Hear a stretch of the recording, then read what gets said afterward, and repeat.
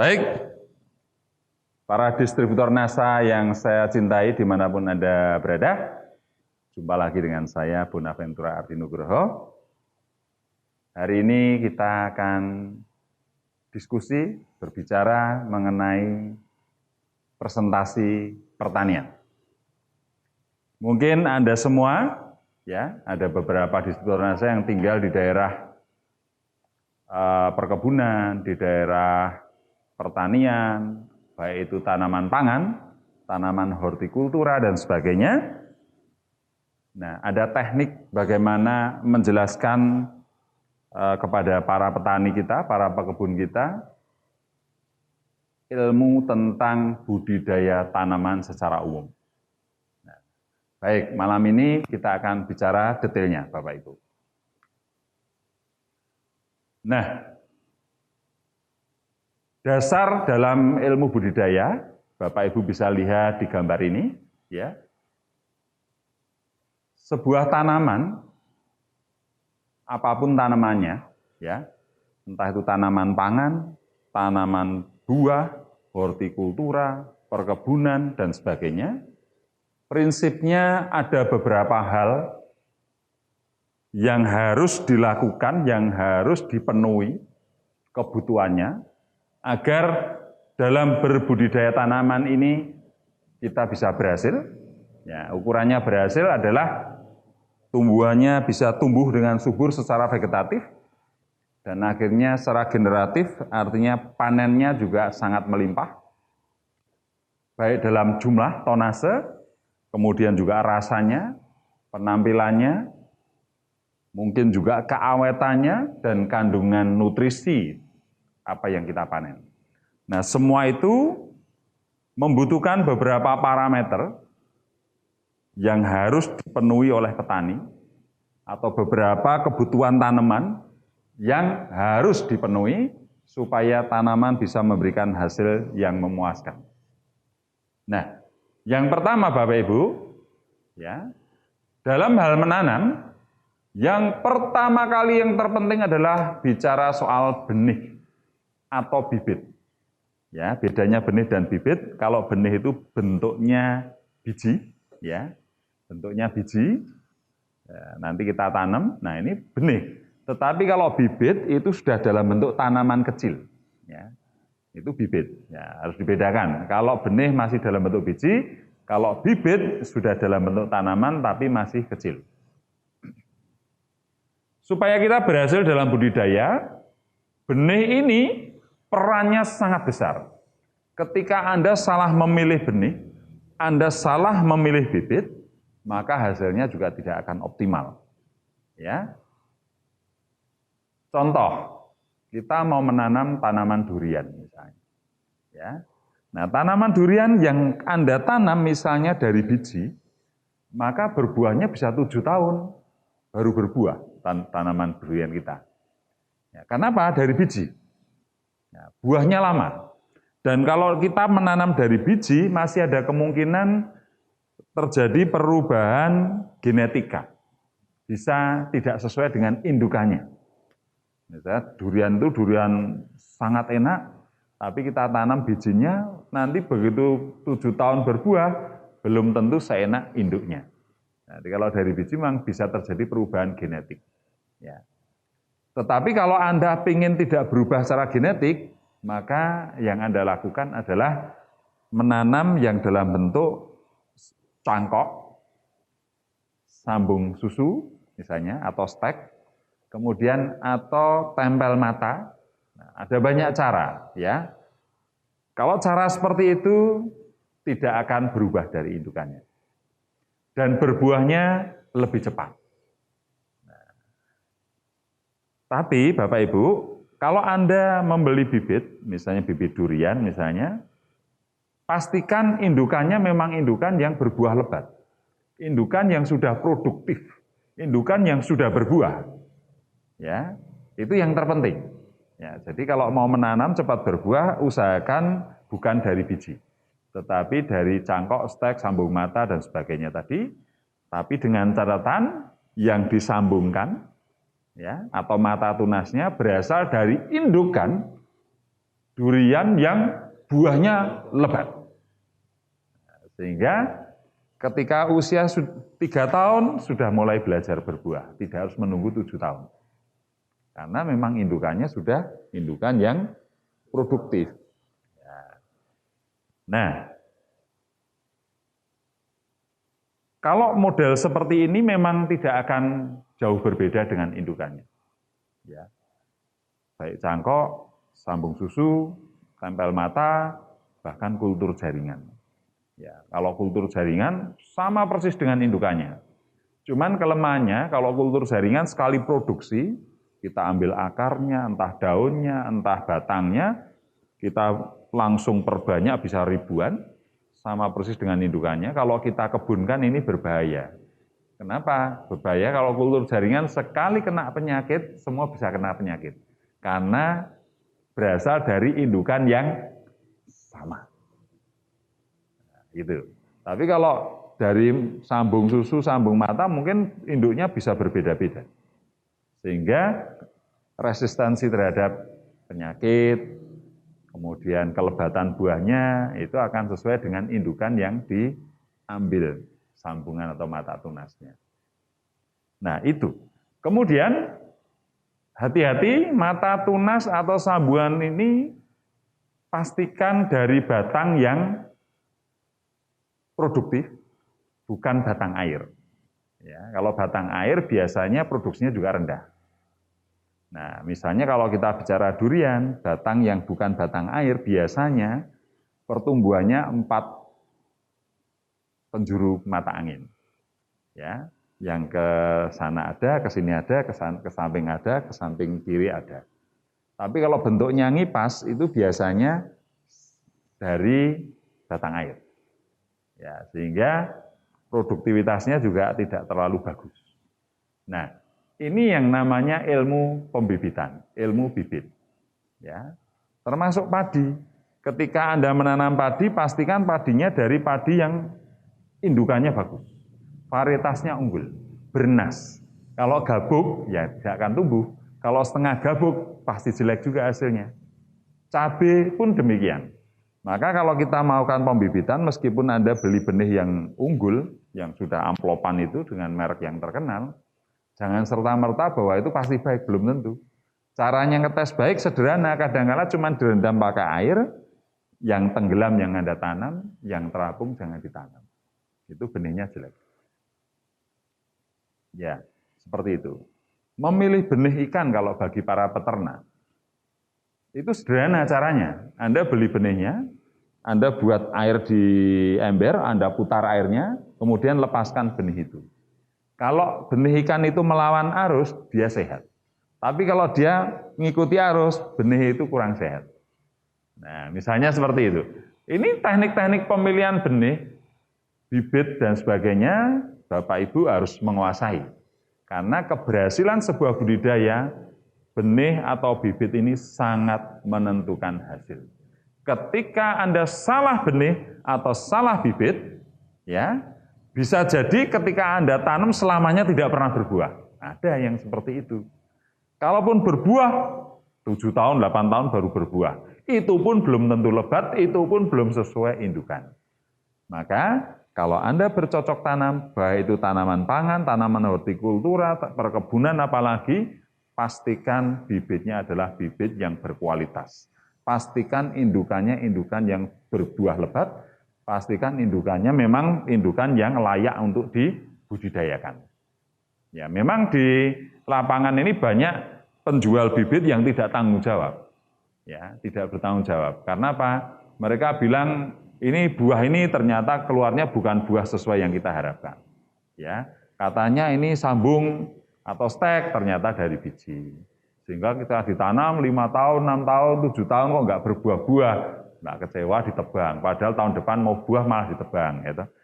Nah, ini kan investasi waktu, kemudian investasi tanah, karena tanah itu harusnya memproduksi buah-buahan, gara-gara salah benih, Anda tidak sempat menikmati hasilnya, Anda jual tanahnya apalagi, gitu.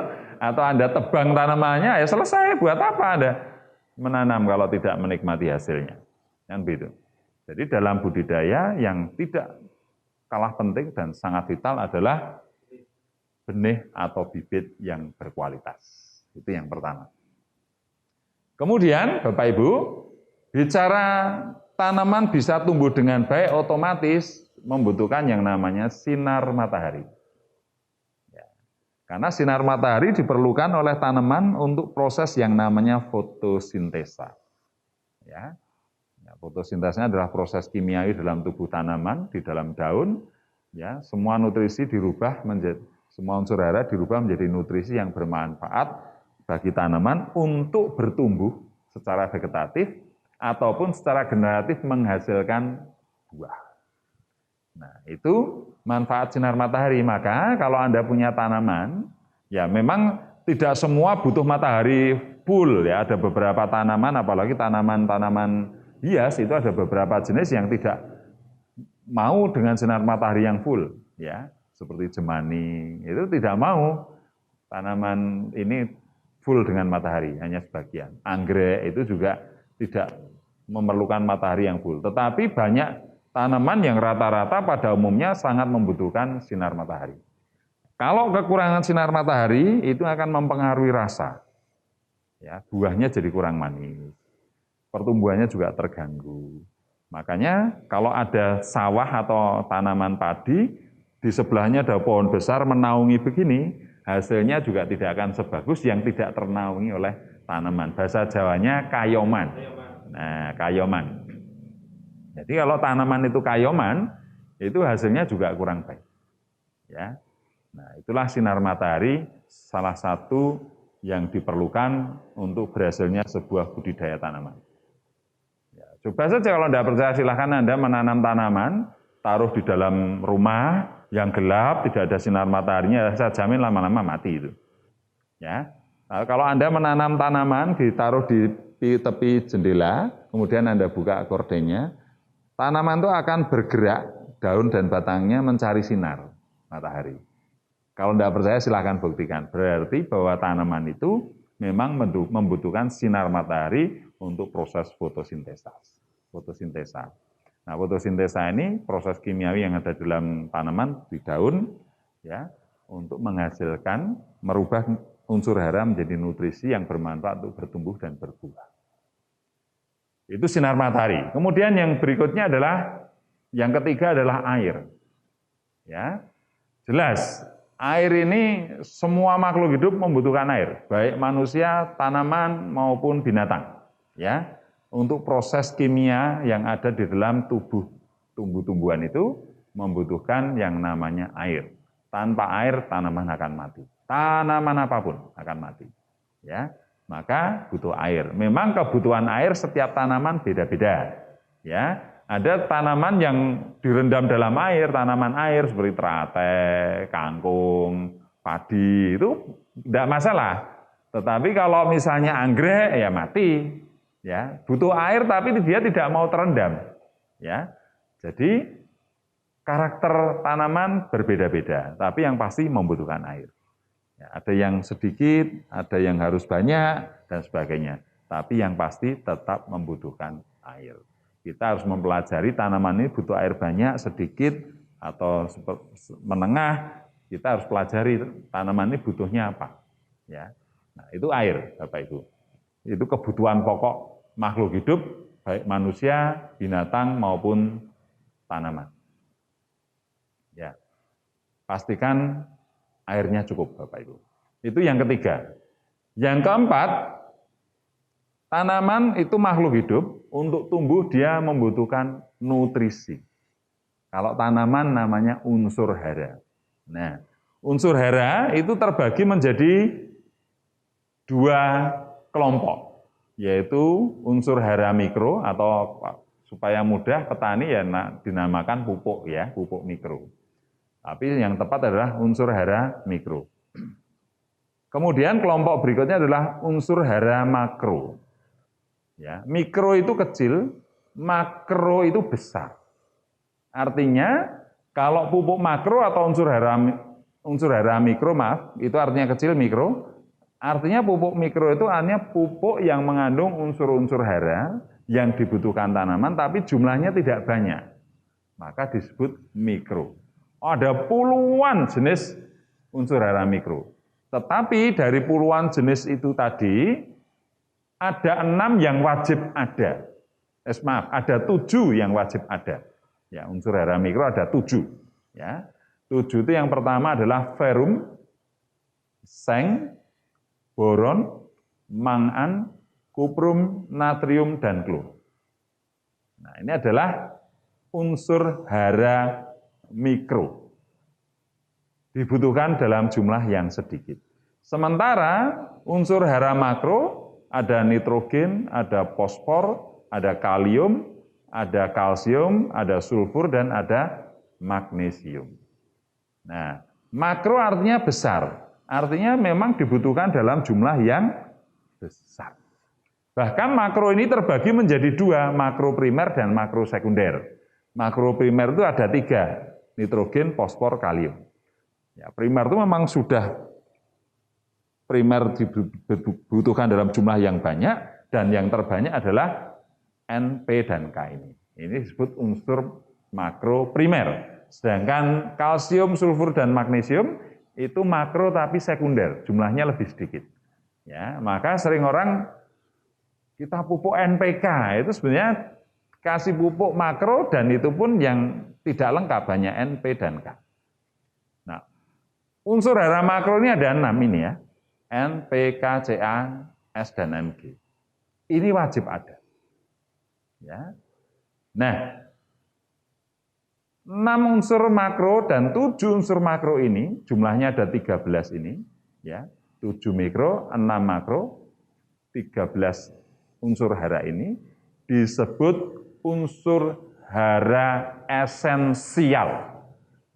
Ya, atau 13 unsur hara yang wajib ada untuk kebutuhan tanaman. Kalau sampai salah satu tidak ada, maka tanaman akan mengalami yang namanya malnutrisi, kekurangan gizi. Nah, kalau tanaman kekurangan gizi, akibatnya pertumbuhannya lama atau kerdil, ya, kemudian mudah terserang penyakit. Yang ketiga, buahnya juga tidak lebat, bahkan sebelum matang sudah pada rontok, ya, sudah pada rontok, baru bunga kadang-kadang sudah rontok, belum sempat mentil sudah rontok, ya. Kemudian tanaman ini, ya, kelihatan tidak sehat. Buahnya juga mudah busuk. Gizinya juga rendah. Karena memang unsur hara yang ada di dalam tanaman itu kekurangan. Ya. Sehingga gara-gara pupuknya yang tidak lengkap, sudah tidak lengkap, kurang lagi, ya toh? Nah, ini yang membuat tanaman kita menjadi parah, baik secara vegetatif maupun generatifnya, pertumbuhan badan ataupun dalam hal menghasilkan buah. Nah, pupuk mikro ini supaya Anda mudah mengingat kita sebut sebagai lauknya tanaman. Ya. Sementara unsur hara makro ini supaya Anda juga mudah mengingat kita sebut nasinya tanaman. Ya. Maka seperti kita untuk sehat butuh nasi dan lauk. Tanaman juga membutuhkan nasi dan lauk. Nah, lauknya minimal ada 7, nasinya ada 6. Nah, 7 dan 6 adalah 13 unsur hara esensial. Wajib ada. Kekurangan salah satu unsur saja, maka tanaman akan mengalami yang namanya malnutrisi. Ya. Nah, maka dalam berbudidaya tanaman, usahakan pupuknya minimal 13 unsur hara itu harus ada. Ya. Pupuk makro atau nasinya tanaman ini kebanyakan ada di pupuk pabrik.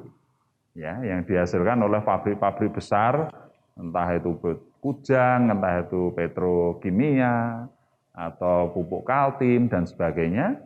Mereka memproduksi pupuk makro kebanyakan. Ya, N, P, K, Ca, Mg, S, dan seterusnya. Dan biasanya di karungnya itu ada tertera kandungan dan persentasenya. N-nya berapa, P-nya berapa, K-nya berapa. Nah, jadi Nasinya tanaman inilah yang dibutuhkan dalam jumlah besar. Sementara pupuk mikro ada di mana? Pupuk mikro kebanyakan ada di pupuk organik. Ya, pupuk organik yang dikenal masyarakat, pupuk kompos, pupuk kandang, dan seterusnya. Ya. Nah, itu banyak mengandung mikro. 1 ton pupuk kandang, itu kalau diteliti, ternyata mengandung hanya 1 kilogram unsur mikro. Jadi 1 ton pupuk kandang, itu kandungannya hanya 1 kilogram lauknya tanaman. Ya, jadi kalau ada sebuah truk membawa 4 ton pupuk kandang itu sama aja membawa 4 kilogram unsur mikro. Ya. Dan makronya sangat sedikit, makronya. Ya, makronya. Sehingga kalau kita menanam hanya dengan pupuk organik saja, pupuk kandang atau pupuk kompos, biasanya mikronya terpenuhi tapi makronya kurang. Sehingga produksinya rendah. Hasilnya memang bagus dalam arti kualitas. Kualitasnya bagus, unsur mikronya ada, makronya ada, tapi makronya sedikit. Tapi tetap ada 13 unsur hara, sehingga kualitas hasil panennya juga bagus. Cuman produktivitasnya rendah. Kenapa? Karena nasinya sedikit. Itu kelemahannya pupuk organik, pupuk kandang, dan pupuk kompos. Ya, makanya kalau ingin meningkatkan hasil budidaya yang sangat besar, harus bersinergi digabungkan antara nasi dan lauk ini. Nasinya adalah pupuk organik, lauknya adalah pupuk organik, nasinya adalah pupuk pabrik N, P, dan K. Ya, banyak orang mengatakan, wah kalau gitu tidak organik, Pak Ardi. NASA ini menganut mazhab natural, menganut mazhab alami, ya, back to nature, kembali ke yang alami. Ya, maka namanya natural Nusantara. Ya, artinya Nusantara itu Indonesia, kalau dulu termasuk Malaysia, Thailand, Brunei dan sebagainya. Nah, natural itu kembali ke alam, kembali ke hal-hal yang alami.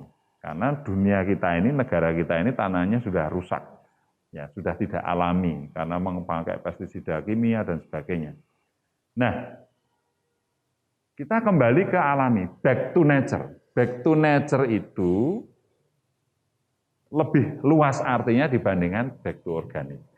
Kalau organik itu bagian dari nature, bagian dari alami. Tetapi alami tidak harus organik. Contohnya, misalnya batuan fosfat, P2O5, dari batuan untuk memproduksi P kandungan fosfor ini. Nah, tidak organik, tetapi alami. Nah, itu ya, bisa membedakan ya Bapak Ibu ya. Jadi organik itu bagian dari alami. Tapi alami tidak harus organik. Nah, NASA ini mengikuti mazhab alami. Ya, otomatis organik ada di situ. Nah, karena mazhabnya adalah mazhab alami, nature, ya, sesuai namanya natural Nusantara, kita tidak bermusuhan dengan pupuk pabrik. Justru kita harus bersinergi dengan pupuk pabrik, baik itu pupuk petrokimia, kujang, maupun kaltim, dan sebagainya, bersinergi dengan pupuk pabrik makro tadi, maka hasilnya bisa 3 kali, 4 kali lipat dibandingkan hanya menggunakan pupuk organik saja. Produktivitasnya luar biasa. Kandungan gizinya juga luar biasa. Ya.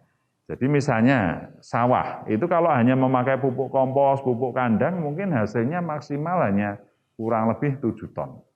Itu harus pupuk kandangnya harus banyak itu. Kalau hanya ala kadarnya mungkin hanya 4 ton. Memang itu organik, rasanya enak. Tetapi ya maksimal hanya di situ. Tetapi kalau kita menggunakan pupuk organik yang cukup, pupuk makronya juga cukup, ya, memenuhi kebutuhan optimal dan lengkap, padi ini bisa panen 15 ton, 16 ton, 20 ton, bahkan pernah terjadi 21 ton. Ya, itu tidak mungkin dicapai kalau kita hanya organik 100%. Ya, Maka harus bersinergi antara organik dan anorganik.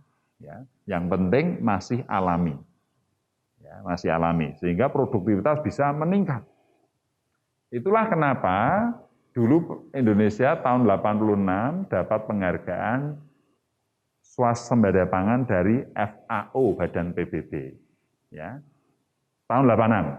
Kenapa? Karena waktu itu para petani hanya memakai pupuk kandang, pupuk kompos, dan seterusnya. Kaya dengan mikronya. Begitu dikenalkan dengan pupuk makro, dengan intensifikasi pertanian zaman Orde Baru Pak Harto waktu itu ya, ada bibit varietas unggul Tanwer, intensifikasi pertanian dalam bentuk pemupukan makro dan seterusnya. Zaman dulu orang pada nggak mau, ya, zaman Orde Baru, ayo pakai pupuk makro pada nggak mau. Ya karena mereka takut, biasanya pakai pupuk kandang, pupuk kompos. Tapi waktu itu oleh pemerintah dipaksa, bahkan sedikit agak keras memaksanya, pakai senjata. Ya. Dan semacam dipaksa. Nah petani waktu itu merasa terpaksa, pakai.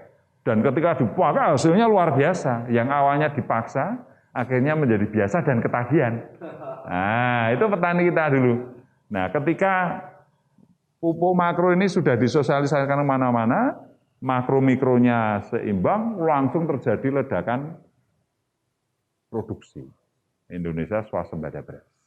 Dapat penghargaan dari PBB, Badan Pangan Internasional ya, FAO. Nah, itu karena itu tadi. Ya, nanti akan kita diskusikan lebih lanjut mengenai itu. Jadi intinya selain benih bibit, matahari, air, tanaman membutuhkan yang namanya unsur hara makro dan mikro. 13 unsur hara esensial. Ya. Nah, setelah unsur hara makro mikro, tanaman juga membutuhkan yang namanya ZPT. Apa itu ZPT? Zat perangsang tumbuh. Untuk pembelahan sel, memperpanjang sel, ya, memperbesar sel dan seterusnya, itu membutuhkan yang namanya zat perangsang tumbuh. Nah, zat perangsang tumbuh itu ada gibberellin, ada auksin, ada sitokinin. Ya. Nah, sitokinin itu bisa mempengaruhi pertumbuhan akar sekaligus buah. Auksin lebih banyak ke pertumbuhan vegetatif, sedangkan gibberellin itu lebih banyak untuk melebatkan buah. Ya.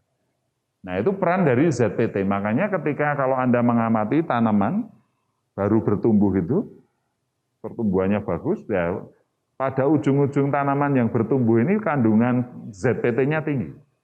Maka kalau kita semprot dengan hormon ZPT-nya NASA, ya, maka pertumbuhannya akan cepat vegetatifnya. Nah itu. Ya, jadi memerlukan zat perangsang tumbuh. Nah, dengan kondisi organik, maka mikroorganisme di dalam tanaman ini, di dalam media tanam, ya, tanah, itu akan terjadi keseimbangan. Ya. Nah, itu. Nah, kalau semua parameter ini sudah dipenuhi, Bapak Ibu, maka tanaman ini akan tumbuh dengan baik, ya, baik secara vegetatif maupun secara generatif.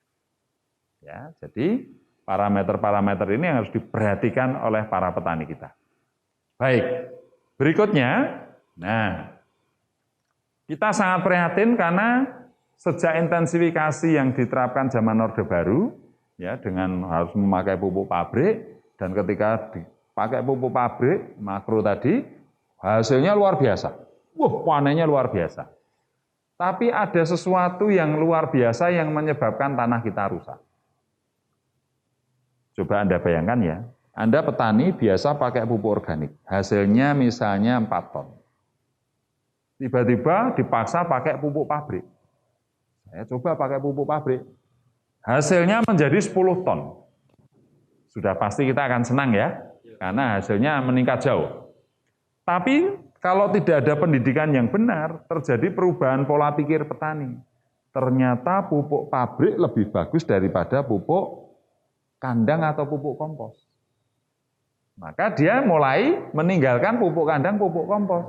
Dia hanya pakai pupuk pabrik saja. Gitu ya. Nah, Jadi sementara ketika panen, tanaman ini mengkonsumsi 13 unsur hara, betul ya? Ketika dipanen, tanaman ini kan tumbuh makan 13 unsur hara. Nah, lalu ketika dipanen, tanaman itu keluar dari lahan. Betul ya? Kemudian yang dikembalikan petani hanya pupuk makro. Nah, karena yang dikembalikan pupuk makro, ya, unsur hara tanah berkurang, betul ya? Dan yang dipupukkan hanya pupuk makro, ya. Seharusnya kan harus lengkap makro dan mikro. Harusnya pupuk organik dan pupuk pabrik. Tapi karena terjadi perubahan mindset tadi, dikira bahwa pupuk pabrik lebih bagus daripada pupuk organik, maka ini ditinggal. Nah, artinya tanah itu hanya diberi nasi, sementara tanaman mengambil nasi dan lauk. Ya. Nah, sehingga ya karena hanya dikasih urea, TSP, KCl, NPK hanya 3 unsur saja, maka kekurangan unsur hara esensial ini, Bapak Ibu. Ya. Coba, 13 yang diambil oleh tanaman, yang dikembalikan cuma NPK. Ya, mikronya sama sekali tidak, makronya hanya 3, NP dan K. Sementara Ca, kalsium, magnesium, sulfurnya tidak diberikan. Sehingga butuh 13 yang dikembalikan cuma 10. Betul ya? Yang dikembalikan 3, kekurangannya 10. Ya. Itu ya. Jadi yang dikembalikan cuma 3, wah, konsentrasi nih berarti mendengarkan betul nih Mas Alek ini. Ya. Jadi yang dipupukkan hanya 3, kekurangannya 10. Betul ya? Nah, terus karena kekurangan 10, sementara tanaman mengambilnya 13. Betul ya? Dipanen, 13 unsur hara keluar. Kemudian dipupuk lagi, pupuknya hanya NPK saja. Ya toh? Tanaman ngambil 13 unsur hara. Panen keluar 30 unsur hara. Yang dikembalikan 3 lagi. Lama-lama apa yang terjadi? Lama-lama tanah yang dulu melimpah, ya, unsur hara, ya, sekarang menjadi defisit, kekurangan unsur hara mikro. Ya. Dulu melimpah unsur hara mikro karena petani pakai pupuk kandang, pakai pupuk kompos, kandungan mikronya tinggi, lauknya melimpah. Ya.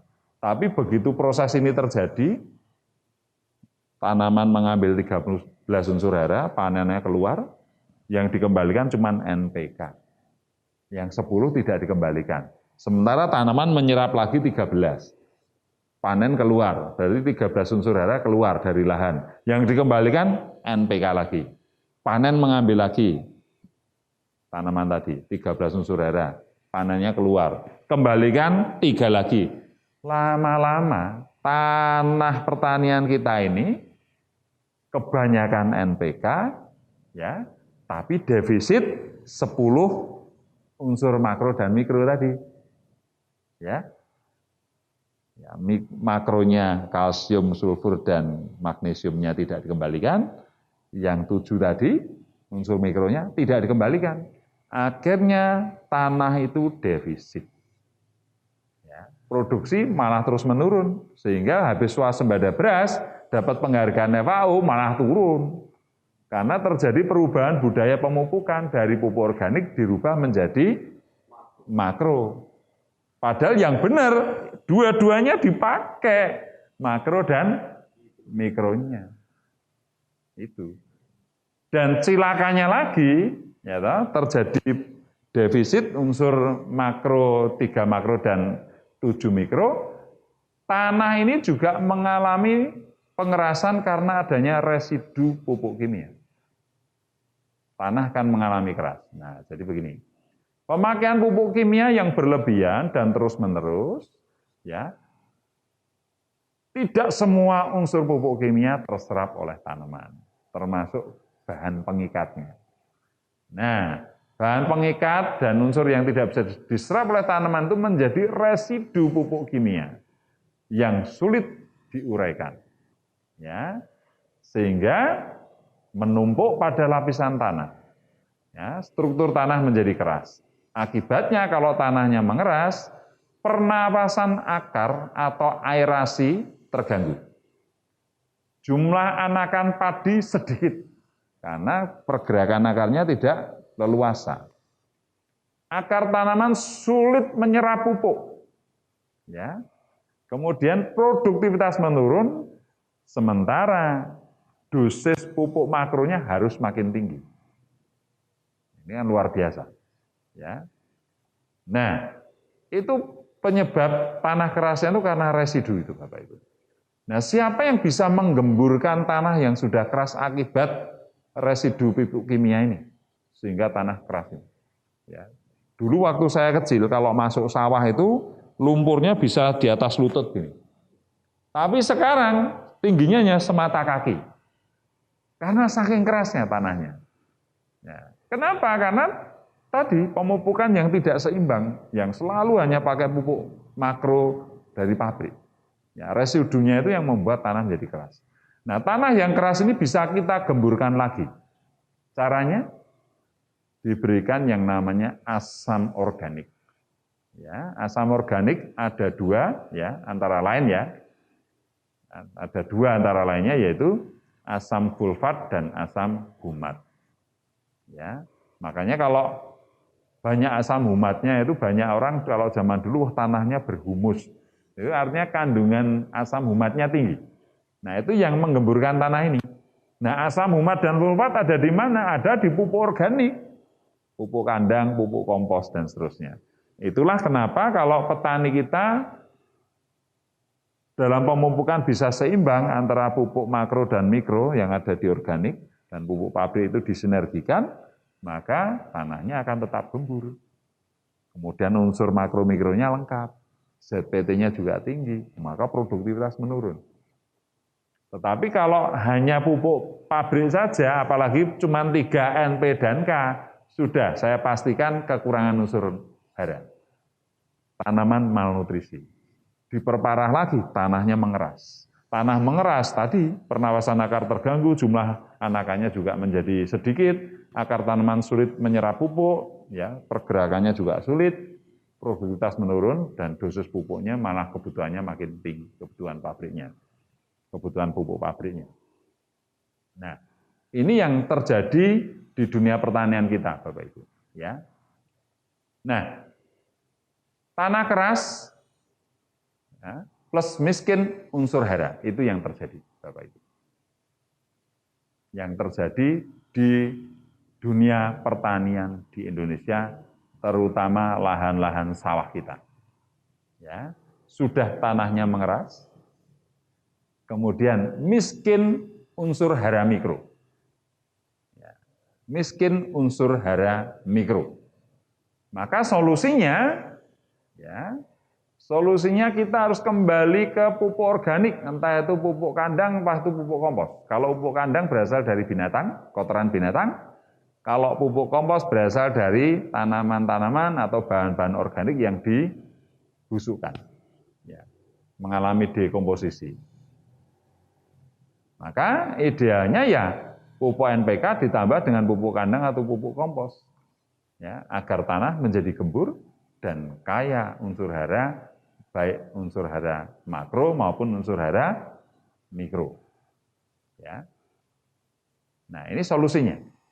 Jadi harus seimbang lagi antara pupuk organik dan pupuk pabrik NPK itu. Ya. Nah, cuman ada kendala di lapangan, Bapak Ibu. Supaya lahan kita subur seperti dulu lagi, itu per hektar membutuhkan kurang lebih 20-40 ton pupuk kandang atau pupuk kompos. Nah, coba Anda bayangkan, 20-40 ton. Ini kalau pakai truk, berapa truk ini? Kan itu. Satu truk misalnya 5 ton, yang truk biasa ya, itu berarti membutuhkan, kalau 20 truk berarti 5 ton berarti membutuhkan 4 truk. sampai 8 truk kalau 20 sampai 40 ton. Ya, berarti membutuhkan 4 truk sampai 8 truk per hektar. Ya. Nah, itu kalau pengen kembali subur seperti dulu, unsur mikronya melimpah. Cuman kendalanya, carinya di mana pupuk kandang sebanyak itu kalau seluruh petani memakainya? Ya. Carinya di mana? Sehingga yang menjadi masalah adalah faktor ketersediaan. Ya. Carinya di mana? Itu yang tidak mudah. Ya. Yang kedua, menambah biaya dalam hal harga dan pengangkutan. Coba Anda bayangkan. Pupuk kandang itu tidak bisa terbang sendiri dari kandang terus ke lahan. Tidak bisa. Terus ngeler sendiri, nyebar sendiri kan tidak bisa. Nah, pupuk kandang itu adanya di kandang ternak. Untuk sampai ke truk, ini kan membutuhkan tenaga untuk ngangkut. Itu sudah biaya. Truk ini berangkat dari kandang ke lahan, ini juga biaya. Kalau sewa berapa? Belum solarnya, belum sopirnya, gitu. Belum tenaga angkat dari kandang ke truk. Truk ini berjalan sampai lahan, nggak mungkin truknya tumpah sendiri gini kan enggak. Pasti dibongkar, dan ongkos pembongkaran ini juga biaya lagi. Ya. Diturunkan, kemudian ngeler ke lahan, menyebar ke lahan, itu juga biaya lagi. Sehingga kos operasionalnya sangat mahal. Ya, sangat mahal. Ini menjadi kendala, karena menambah biaya budidayanya menjadi sangat besar. Harga pupuk kandang sendiri berbeda-beda. Ya. Dan lokasi jarak ini juga mempengaruhi. Kalau jaraknya cuma 10 kilo, beda dengan kalau jaraknya 50 kilo. Biayanya akan lebih mahal kalau semakin jauh. Apalagi kalau jarak jauhnya misalnya orang Dieng, belinya pupuk kandang di daerah Imogiri, ya ini sudah 80 kilo, bahkan 100 kilo ini jaraknya. Wah, itu lebih mahal lagi biayanya. Ya. Nah, kalau cuma jaraknya dekat, mungkin cuma diangkuti pakai sepeda atau pakai sepeda motor atau dipinggul, nah enggak masalah. Jadi kandangnya dekat lahan pertaniannya. Tapi kalau harus beli, nah, ini menjadi masalah. Yang ketiga, memerlukan proses dekomposisi, jika belum selesai malah merugikan tanaman. Jadi bahan organik ini harus mengalami yang namanya penguraian oleh bakteri. Nah, proses penguraian ini disebut dengan dekomposisi. Ya, ini proses penguraian bahan organik menjadi bahan yang siap diserap oleh tanaman.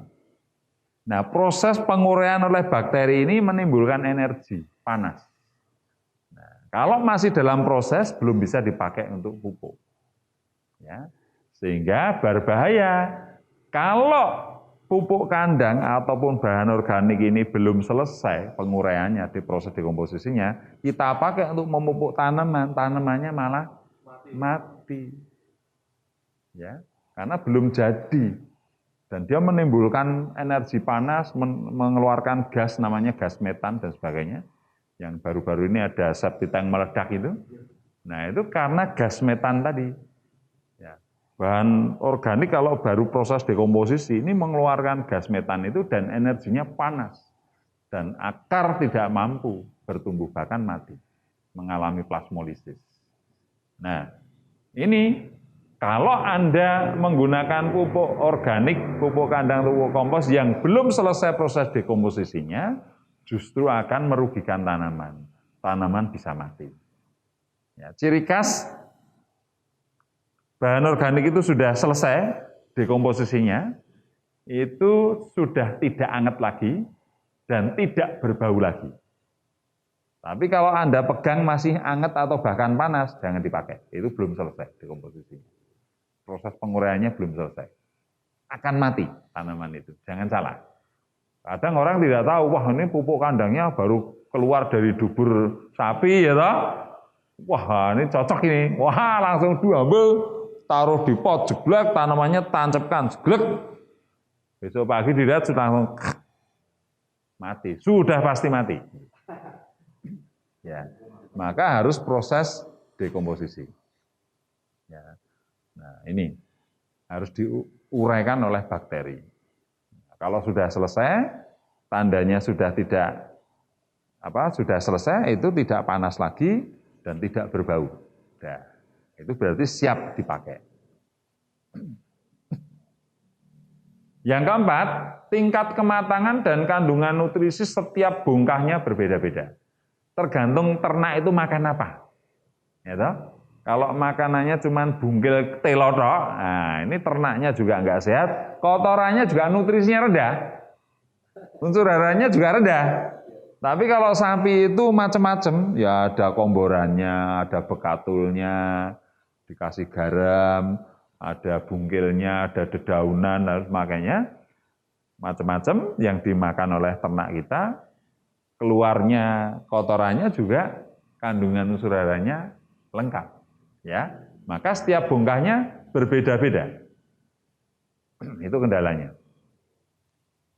Yang kelima, mengandung hama, penyakit dan gulma. Ya. Nah, pupuk kandang kelemahannya itu, Bapak Ibu. Mengandung hama, misalnya kotoran sapi itu media paling bagus uret. Ya, uret ya. Jadi kalau bahasa Jawa apa ya? Yang suka di kelapa itu namanya wangwung kumbang. Wangwung atau kumbang. Itu kalau dia bertelur di dalam pupuk kandang, terutama pupuk sapi. Ya, kaki 4 rumenansia lah, bisa kuda, sapi, kambing.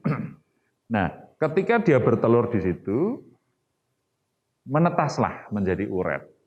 Nah, uret ini yang suka memakan akar-akar muda. Sehingga kalau tanah itu banyak uretnya, kita menanam tanaman, ngalamat tanaman itu kerdil atau bahkan mati. Kadang kontet, ya, kerdil. Tanaman kok enggak bertumbuh-tumbuh karena akarnya selalu dimakan. Kalau akarnya dimakan, dia hanya mengandalkan akar tua saja. Sehingga nutrisinya enggak nambah-nambah. Kerdil. Kalau tanaman itu bukan tanaman keras, tanaman pangan dan seterusnya, nah itu lebih mudah, meskipun akar tua juga mudah dimakan itu, mati biasanya.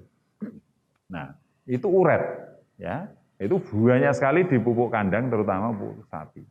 Makanya saya kalau memakai pupuk kandang dari rumenansia ya, sapi, kambing, kuda, kerbau dan seterusnya itu harus dipastikan fermentasinya sudah selesai. Ya, dipastikan bebas hama. Dan itu tidak gampang. Ya, karena hama itu datang saat masih keluar dari dubur sapi itu senang sekali itu kumbang. Wah, langsung dari aromanya itu, wah ini makanan tempat media anak-anak saya ini. Sudah, dia bertelur di situ. Nah, ketika pupuk kandang tadi sudah jadi menjadi pupuk, uretnya juga banyak di situ, sudah ngalamat. Itu pusing, seperti saya ini pernah merugi puluhan juta gara-gara uret ini. Tanaman-tanaman saya langka, banyak yang mati karena saya waktu itu juga belum punya pengetahuan, order pupuk kandang sekian truk, ternyata waduh, uretnya itu luar biasa. Satu truk itu dibiarkan 1 bulan nanti setiap nyangkul gitu pasti ada uretnya. Setiap 1 cangkulan pasti ada uretnya. Kalau dikumpulin bisa 1 ember itu, 1 truk itu. Wah, itu bagi penanam tanaman malapetaka itu. Nah, kemudian penyakit. Nah, yang namanya tanaman pupuk kandang itu banyak penyakitnya. Entah itu bakteri, entah itu virus, entah itu jamur yang menyebabkan tanaman kita terserang penyakit. Ya, kalau jamur tahu-tahu layu, nah, itu jamur fusarium, jamur pseudomonas, itu ada jamur-jamur penyebab layu. Karena dia berkembang di akar, lalu dia akan menyebabkan layu. Nah, itu kalau pupuk kandang ini menyebabkan penyakit itu. Ya. Kemudian gulma. Nah, kalau peternaknya itu sukanya, kalau bahasa Jawanya ngarit, nyuket. Nah, kalau nyuket itu asal rumput apapun, ada rumput teki, ada rumput segala macam rumput ya toh, dikasihkan ke ternaknya. Benih-benih rumput masuk ke perut, keluar kotoran, dia tetap hidup. Maka ketika kotoran itu selesai fermentasinya, dia tumbuh. jadi ada tanaman-tanaman tertentu yang tidak masalah dengan proses dekomposisi. Ya, contohnya adalah rumput. Nah, itu. Nah, ketika dipakai tanamannya subur, rumputnya keluar semua itu. Nah, maka kalau memilih pupuk kandang, pilihlah dari ternak-ternak yang memakan dedaunan, bebas rumput, bebas gulma, dedaunan, atau memang rumput kolonjono, khusus kolonjono, kemudian komborannya pakai dedak, ampas tahu, dan sebagainya itu, kotorannya bebas gulma. Memang harus tahu kalau kita asal mupuk, dari ternak yang nyuket tadi, ngerumput tadi, ya ngalamat sudah. Nah, itu pasti langsung gulmanya banyak. Mengandung logam berat. Ya, logam berat antara lain hidrargyrum, arsen itu adalah logam-logam berat. Dan ini sangat berbahaya. Ya, sangat berbahaya bagi tanaman. Ya. Bahkan ternaknya bisa mati kalau mengkonsumsi logam berat. Ya. Nah, solusinya ya dengan pupuk nasa. Ya, solusinya. Nah, 1 kg super nasa atau 1 kg power nutrisi, ini contohnya power nutrisi, itu setara dengan 1 ton pupuk kandang, 1 kg-nya. Dalam hal unsur hara mikro. Ya, ini 1/4 kilo. Nah, super nasa yang ini juga 1/4 kilo, tapi yang ini 3 kiloan, Bapak Ibu. 3 kilo ini, ya. Nah, berarti 3 kilo super nasa ini setara dengan 3 ton pupuk kandang. Dalam hal unsur mikro, bukan makro.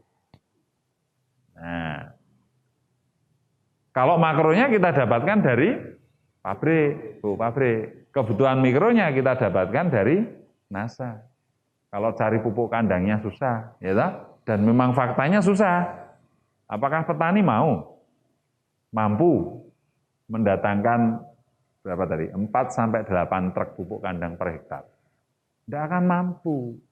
Dengan segala kendalanya tadi, harga, banyak gulmanya, ongkos operasionalnya tinggi, kalau belum matang atau belum masak, belum selesai proses dekomposisinya, malah bikin tanaman mati dan sebagainya. Banyak kendala tadi. Ya kan? Tapi itu masalah, kalau tidak segera diselesaikan, ya masalahnya tidak akan pernah selesai. Produktivitas tetap rendah. Ya. Lahan makin hancur. Nah, solusinya adalah kembali ke organik. Tapi kalau dengan pupuk kandang atau pupuk kompos banyak kendalanya, maka solusinya adalah pupuk nasa. Dan ini melalui riset yang panjang ya oleh ilmuwan kita almarhum Bapak Insinyur Sumarno, formula ini ditemukan sejak tahun 86 ya. Nah, 1 kg super nasa setara dengan 1 ton pupuk kandang.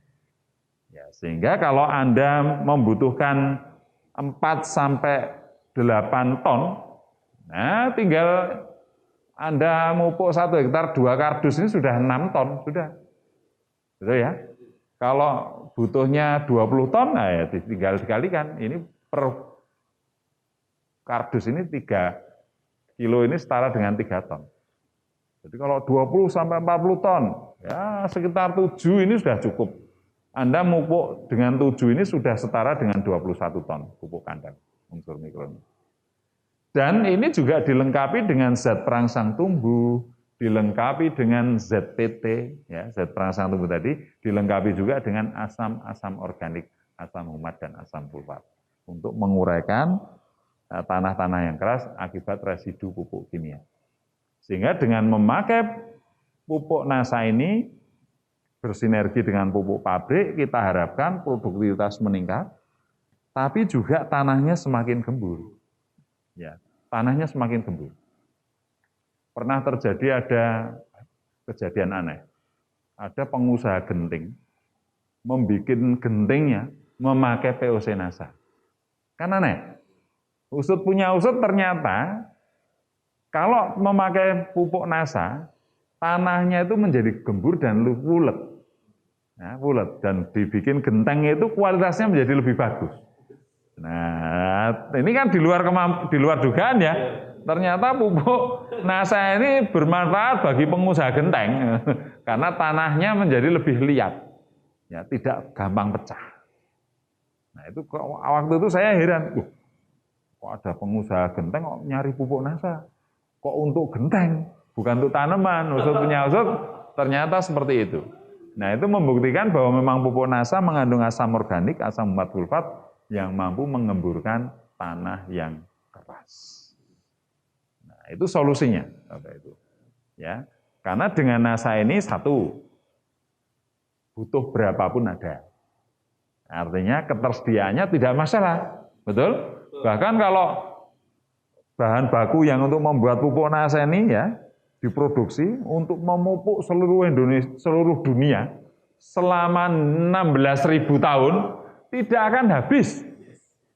Dan material ini hanya ada, atau raw material ini ada di Indonesia dan beberapa negara tropis. Tapi mayoritas kebanyakan ada di Indonesia. Dan yang tahu hanya ilmuwan kita. Ya.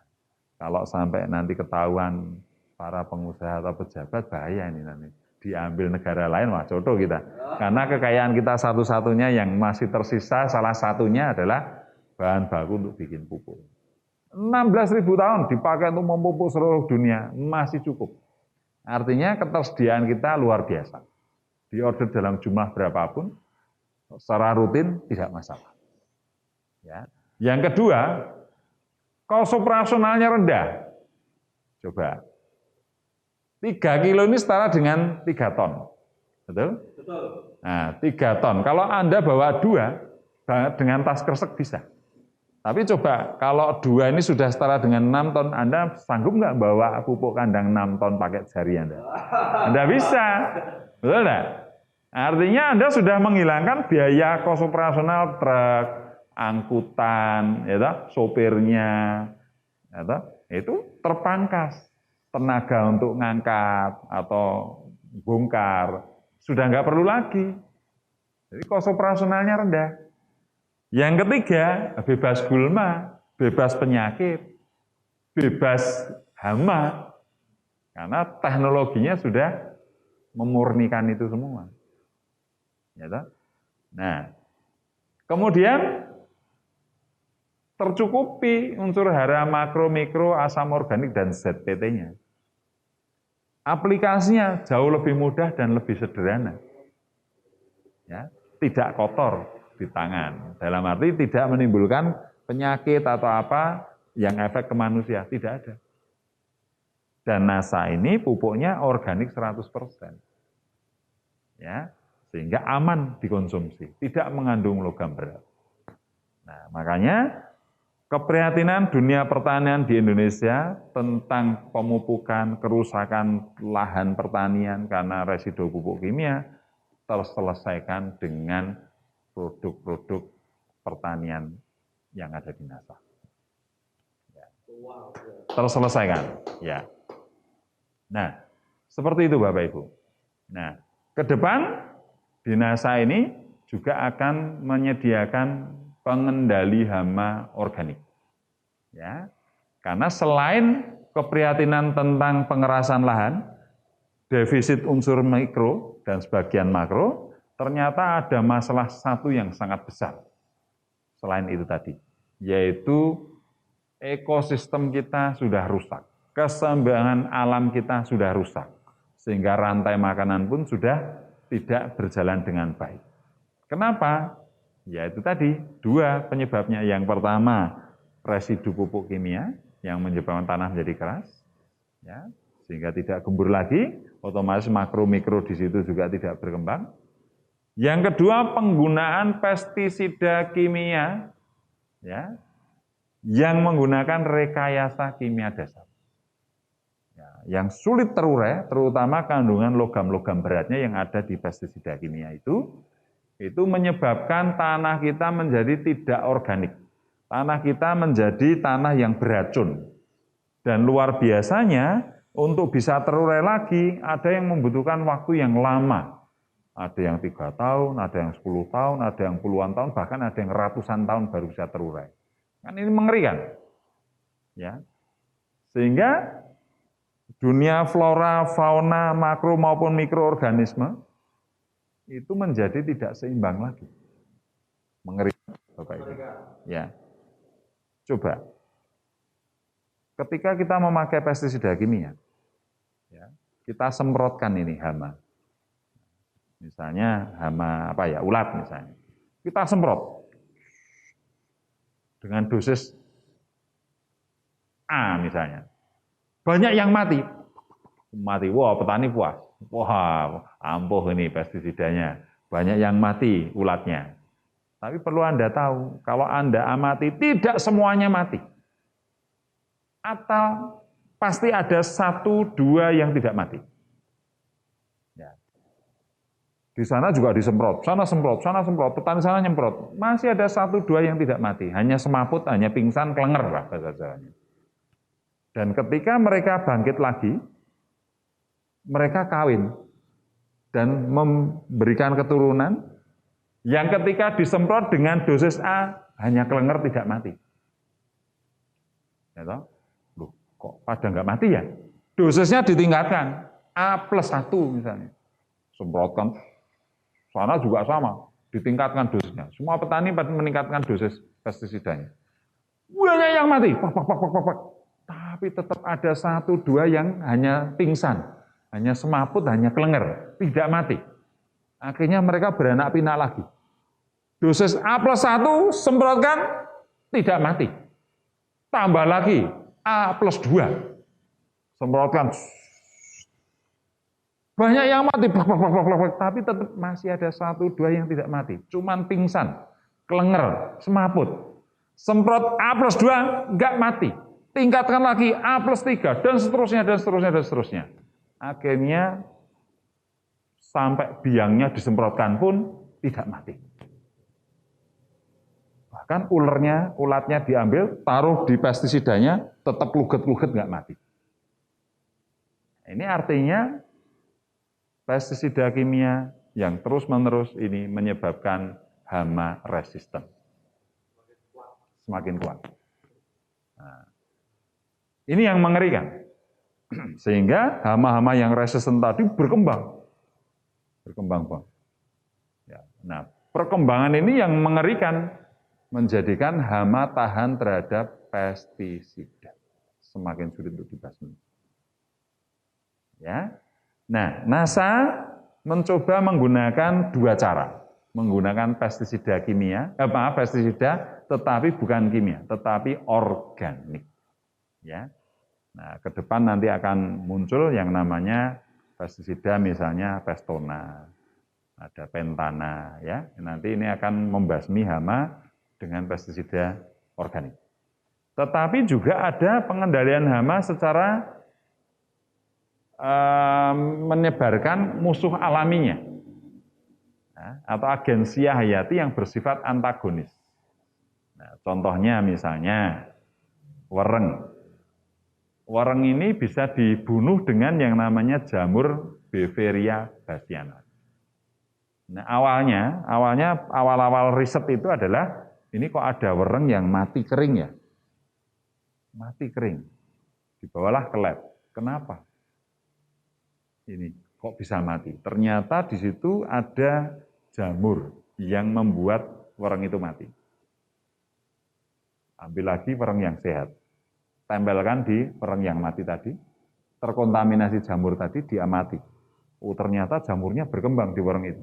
Dan dia menghisap cairan tubuh wereng itu, sehingga wereng itu sekian hari mati kering, seperti keripik, mati kering.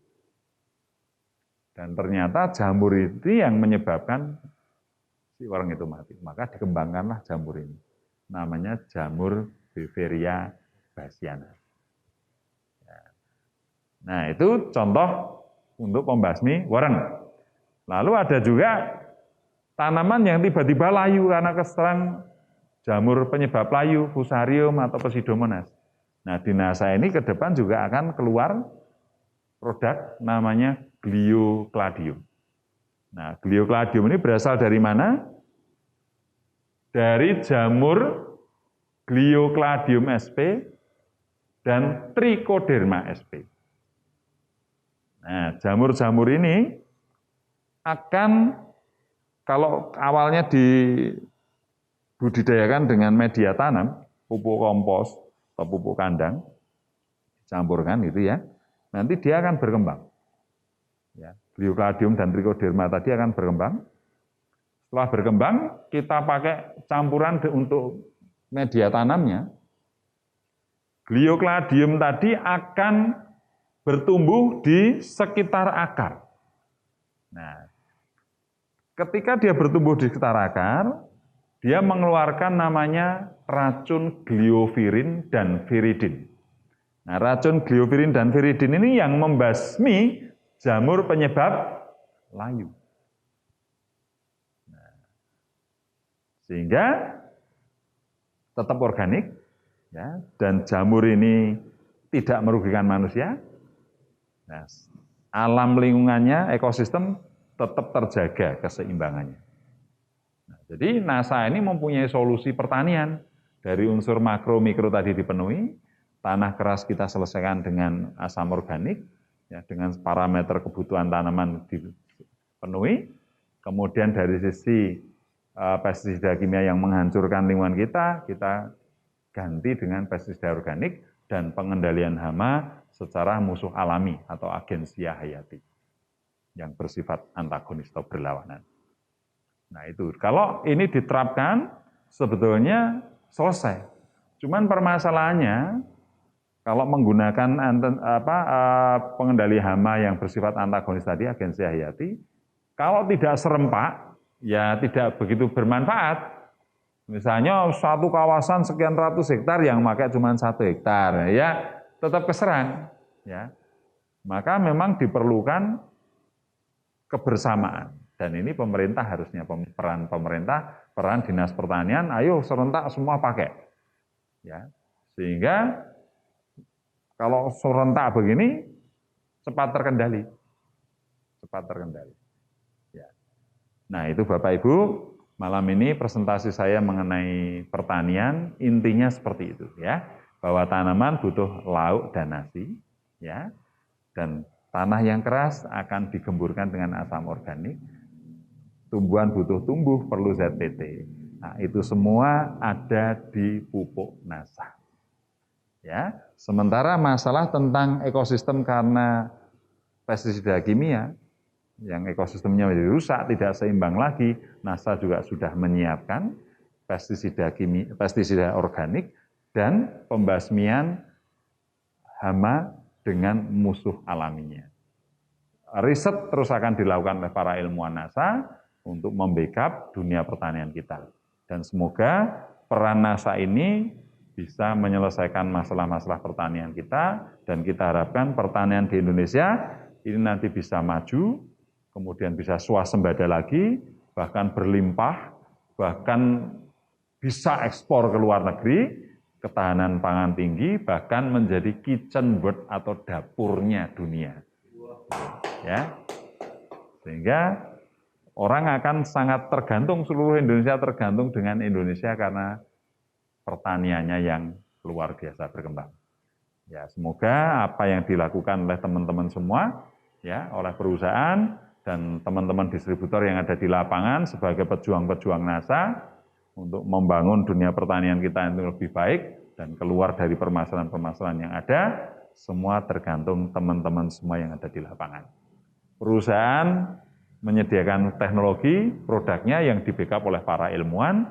Kita sebagai mitra distributor NASA tugasnya sosialisasi, tugasnya mengaplikasikan agar seluruh petani di Indonesia menggunakan teknologi NASA sehingga pertanian kita menjadi jaya. Baik Bapak Ibu, demikian materi saya malam ini.